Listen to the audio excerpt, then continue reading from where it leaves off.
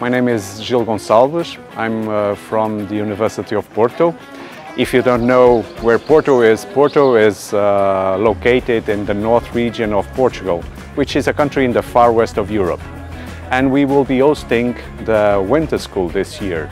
So from the 25th November until the 6th December, you will have the opportunity not only to visit Porto, but also to understand that machines don't solve problems. People solve problems together. They have the capabilities augmented by the machines. So we will have a series of activities where we will introduce you to new technologies and also give you the opportunity during some hackathons or some business modeling activities to understand how these activities, how these technologies can be used to create new business models and to create value in manufacturing.